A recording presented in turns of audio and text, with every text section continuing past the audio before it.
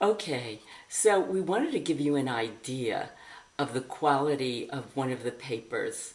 This is the luster paper, and so this isn't ideal. We're doing it at home, but at least you'll get an idea of the focus and the quality of the details that the printer has. So this is the one of the more expensive papers, just as an example. And you can see some of the paintings are vertical and some are horizontal.